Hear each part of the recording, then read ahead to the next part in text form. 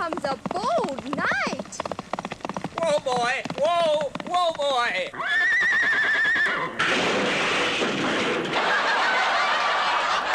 Well, once a king, always a king. Once a knight, that's enough. That's a beautiful fur coat you have, dear. Mink, right? It's gorgeous. I knew a girl who wanted a mink coat. She'd do anything for it. And when she finally got one, she couldn't button the damn thing. I'll tell you. But your coat is beautiful, sweetheart. It really is gorgeous. Did you get that to keep warm or quiet? I was just wondering, you know. That's a beautiful ring you have. That's a Buck Rogers super decoder, isn't it? We like to ask people what they do for a living. Sometimes we get a bit of humor from the audience this way. Sir, what do you do for a living? Myself? Yes. Barber. You're a barber? Barber. Don't you notice all the barbers, they're losing their hair. Do you notice that? I'm losing mine. I've got some new stuff. It's called Stay Bald. It doesn't grow hair on your head, but it shrinks your head to fit what hair you got. You decide to do it. It's beautiful. This one fellow went into the barber shop, and he said, how many ahead of me? And the barber said 2. He said, well, I may be back later. Leaves. Doesn't show up again the rest of the day. Next day he comes in, he says, how many ahead of me? The barber says, about 4. He said, well, I may be back later. Leaves, doesn't come back. Next day he comes in, how many ahead of me? The barber says, about 3. He said, well, I may be back later. Leaves, doesn't come back. Well, by this time he's pretty perturbed. He turns to the shoe shine boy and he said, look, son, next time that nut walks in here and he walks out again, follow him. Let me know where he goes. He never comes back for the haircut. Next day the guy shows up again and says, how many ahead of me? And the barber says, 4. He said, I may be back later. He leaves. The shoe shine boy follows him out, comes back a half hour later, and the barber says, where the hell does he go? He says, to your house.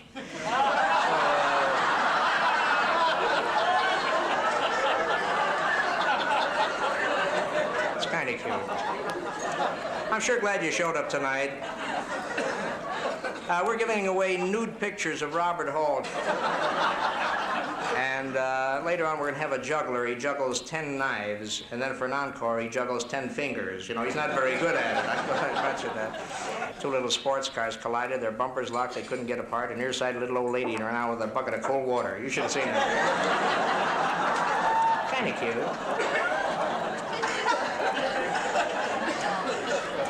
You people look very happy. Married a long time? Hmm? How long? How many years here?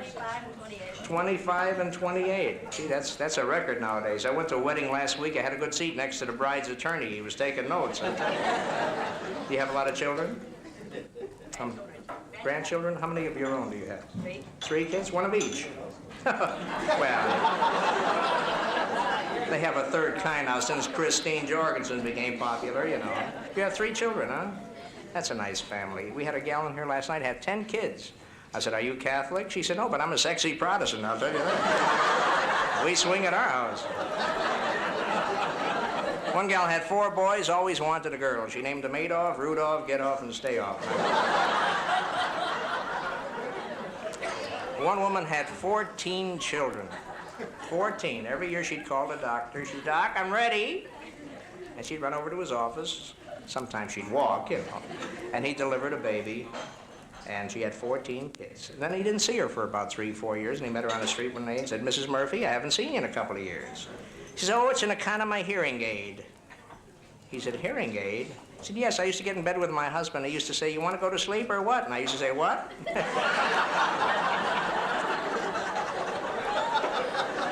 I love jungle stories. There's a very famous story about a great white hunter in Africa had a horrible accident.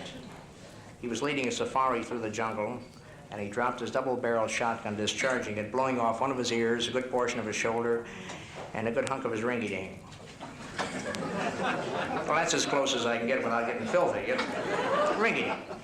Not the whole thing, just the part the Bermuda shorts didn't cover. He was hurt pretty bad, folks. You gals think pregnancy is painful. If you ever got in a ringy-dink, you know what pain is. And he was dying, but fortunately, the cannibal chief had some medical knowledge, and he sent some of his fastest runners out. One brought back an antelope's ear, another came back with a portion of a gorilla's shoulder, and the third one brought back a good hunk of an elephant's trunk. You're getting the picture, right? And they patched this guy up even better than he was before. You know? Well, he recuperated for a few years, became a very healthy man once again, decided to go back to Africa to thank the chief. He loaded up his little boat with all the goodies from Woolworths and Kresge's and a box of M&Ms. And he handed them to the chief. Didn't even ask him which hand. He just gave him the M&Ms right out. And he said, "Chief, I can't thank you enough for saving my life. With that antelope's ear, I can hear for miles. And with that gorilla's shoulder, I'm one of the strongest guys around. And with that elephant's trunk, I'm the hit at every party. Especially when they pass the peanuts, you know."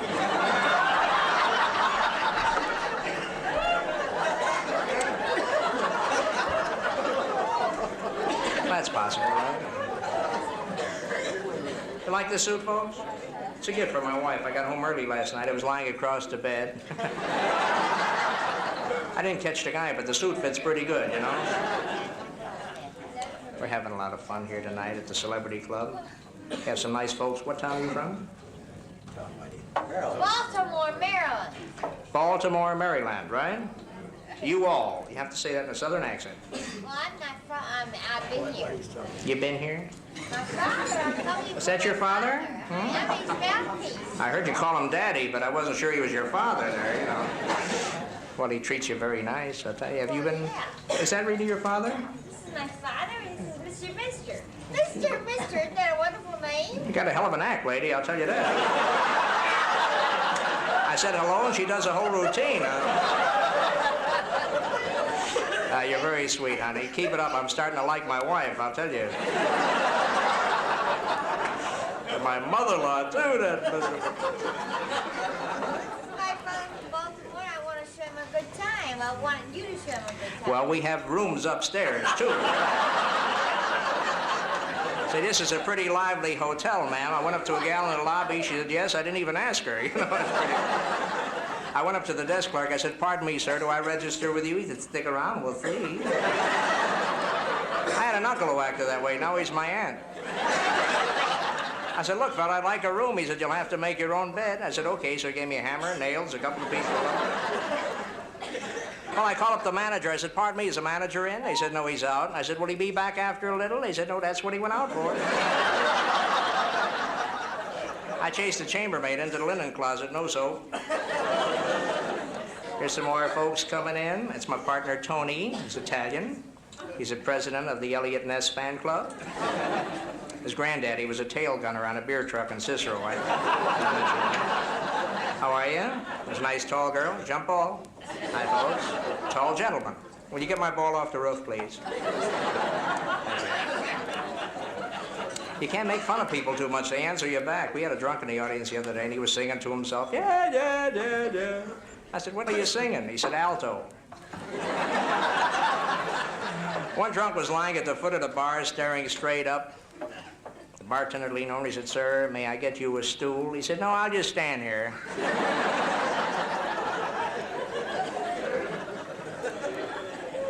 This one fellow was sitting at the bar, and he noticed this very gorgeous young lady alongside of him there. And he strolled over and he said, "Ma'am, I'm not trying to be fresh, and I'm not trying to pick you up or anything like that. You're very lovely, and I'd find it very joyful. I get a lot of pleasure out of buying you a drink. May I buy you a drink?" She turned to him and looked at him, and in a very loud voice, she said, "In your hotel room?" He said, "No, lady.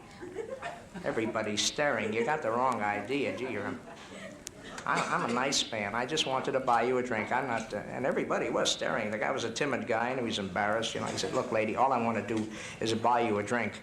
Nothing more." Once again, in a louder voice, "In your hotel room?" Well, he was shook up, you know. He sat down. He was way out by this time. He was trembling, you know. A little later, she walked over. She said, "Sir, I want to apologize for embarrassing you before. I happen to be a student at the university, and I'm studying psychology. I wanted to see how you would react under shock." He said, $50?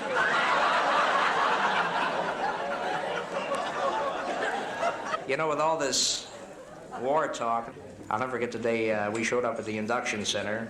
I'll be very honest, some of us weren't too anxious to go in. You know, we were patriotic, but we were trying to bide our time a little bit, you know. And we heard if you were sick, they wouldn't take you, you know. So I was standing in line, picking my ear with a rusty nail, you know. Another fellow was cutting off a finger, you know. And a fellow in front of me, he heard if you were sick, they wouldn't take you, so he bought himself a truss and he put it on, you know. He's now in the Middle East. They told him anybody can wear a truss upside down, go ride a camel. He's over there in Egypt somewhere.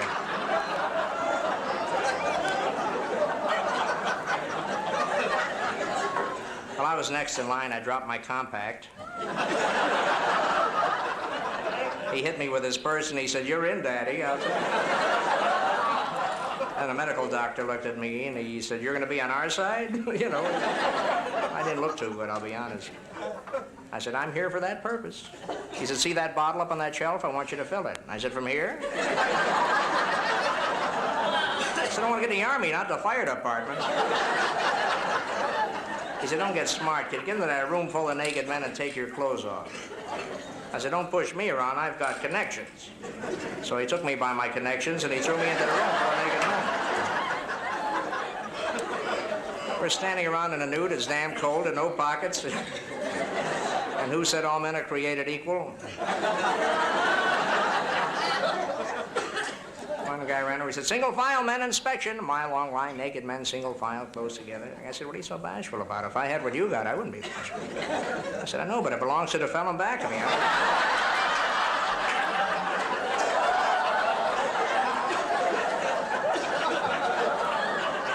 When they got the guys overseas, they put that stuff in your food to curb your passion. Gave one guy too much stuff in his food. He wrote his wife a letter, "Dear friend." She never forgave me. The guys were overseas. They weren't allowed to mention in the letters where they were stationed due to secrecy regulations. Guy wrote his mother a letter, "Dear Mom, feeling fine. Can't tell you where I'm at. Last night I shot a polar bear." A couple of months later, "Dear Mom, feeling fine. Can't tell you where I'm at. Last night I danced with a hula dancer." A couple of months later, "Dear Mom, I'm sick. Can't tell you what's wrong, but I should have shot the hula dancer and danced with the polar bear."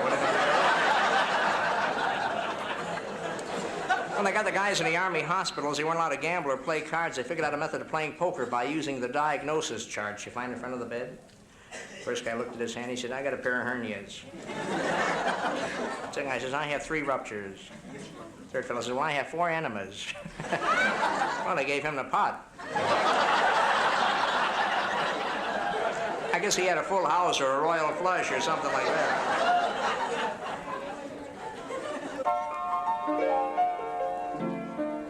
You know, ladies and gentlemen, I always enjoy playing the piano for you folks, and I have a song especially for you, darling. I know you're going to like it. A little song entitled, "If I Had It to Do All Over Again, I'd Do It All Over You." How's that? I'm only kidding. I'll do some nice. You like short songs? Here's a couple of short. You pick out the ones you like, all right? How about "Meet Me Tonight in Dreamland, I Can't Afford a Room"? Or "I Didn't Like Her Apartment, So I Knocked Her Flat"? Or "She Wouldn't for a Russian, But She Would for a Finn"? I kind of like that one. Or "Two Can Live as Cheap as One, A Horse and a Sparrow"?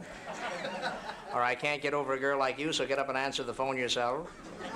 Or "When the Mattress Tears, I'll See You in the Spring"? That's a high-class number. Or "He Took Her Into the Fog and Missed"?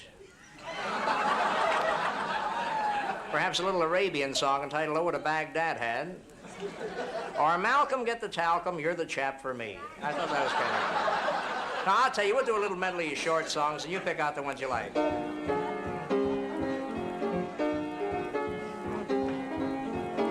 You made me love you. You woke me up to do it. I told you they were kind of short, you know. It had to be used. I like that. Since I met your darling daughter, I have trouble passing water, peg of my heart.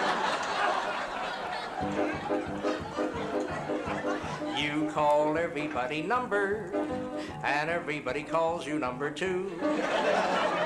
Sweet Eloise has a social disease.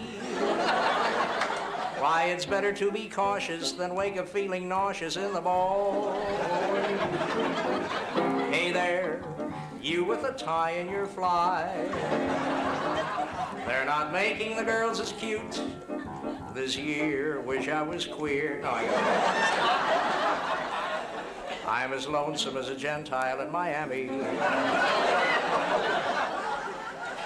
And thanks for the memories. The night that I got home and you were not alone. You said he was a nudist that came in to use a phone. I went to a nudist wedding. Everybody could see he was the best man. Everybody running around. Everybody running around naked. One guy had a big long beard. I said, Charlie, why the big long beard? He said, somebody has to go to the store. Oh, give me a home where the buffalo roam, and I'll show you a messy house. If I sent a horse to you for every time you've made me blue, you'd have a room full of horseshoes.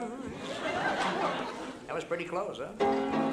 I love you in blue, I love you in red. Most of all, I love you in blue. Mary, she took a sleigh ride, landed in the snow upside down. Mary lay there screaming, masses in the cold, cold ground.